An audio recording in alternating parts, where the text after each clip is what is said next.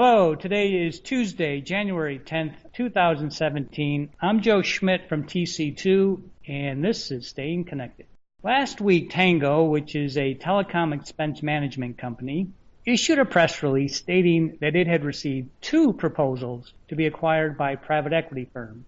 That same press release went on to say that Tangoe likely would not meet the deadline for completing its financial restatement process, which Tangoe needs to do to retain its listing on the Nasdaq stock exchange. I'm joined by 2 of my colleagues that have a deep understanding of the TEM market. Theresa Knutson, a project director at TC2, and Steve Rosen, a partner at LB3. Let me start with you, Theresa. Tangoe is a provider of TEM services to many of our clients and is possibly one of the top global TEM providers.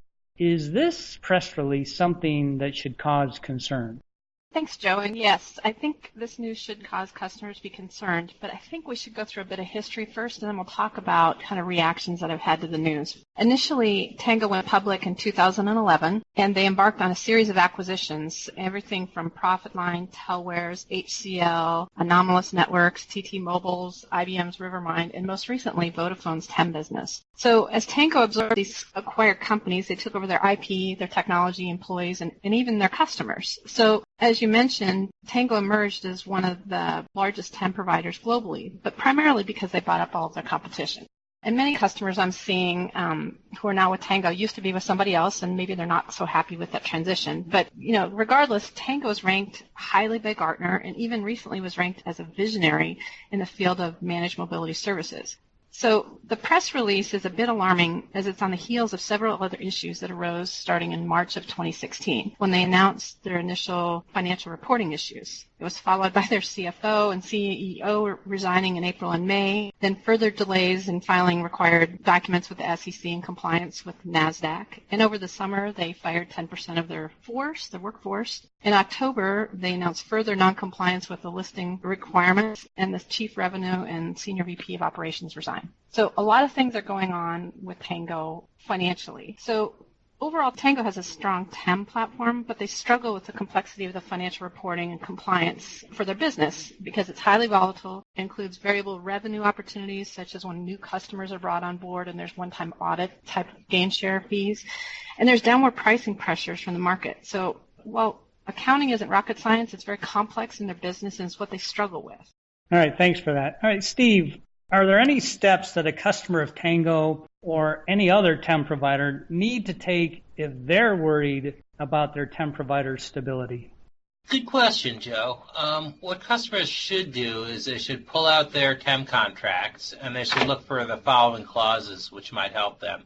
First is, what are the required notification periods for termination at the end of a term? It might be 30 days, it might be 60 days, it might be 90 days in order to avoid auto-renewal of the contract. The second is they should look at the SLAs or other measures of quality that might have been missed by their TEM provider to allow the customer to terminate for cause. And the third is the ability to terminate for cause if the TEM provider's finances have become uncertain or shaky, for example, delisting on a stock exchange. That's great. Thanks, Steve. So, Theresa, what advice would you give to a Tangoe customer that views Tangoe as a good partner and is generally happy with their Tangoe service? Well, Tangoe's client service directors are reaching out to all of their customers now to provide written and verbal feedback and assurances that, in their words, that, quote unquote, Tangoe remains a healthy, viable business dedicated to servicing its customers' global TEM needs. So this is an opportunity for the customers to speak directly to one of Tangoe's executives, and we highly suggest that you take them up on this offer and schedule a session with their executives. Include your key appropriate C-level executive, whether it's your CIO, CFO, or CTO, the one that's most involved with the TEM vendor relationship. So overall, the biggest risk that customers face in the short term is loss of key personnel, especially if it's your account manager. So having these discussions will help allay some of those fears and give you a chance to voice your concerns. And continue to meet regularly with your account team to monitor their performance, SLA adherence, just overall compliance with their contracted services. And what if a company wasn't happy with their Tangoe relationship? I based on a couple conferences I spoke at in 2016, I think there's a lot of dissatisfaction with Tangoe. And some of this is really due to the inherent complexity of a company managing this relationship.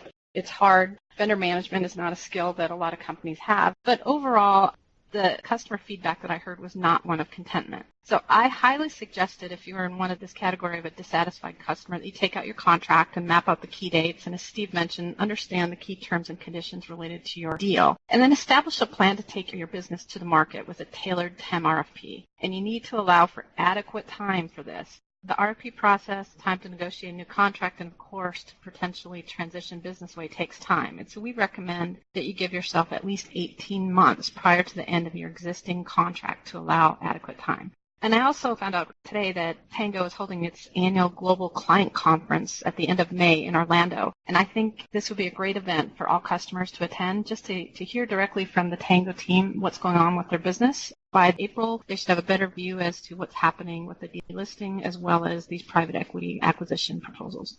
Great. That's some very useful information. So, Steve, do you have any thoughts on what TEM customers can learn from this experience and what they might need to do to make their next TEM deal better?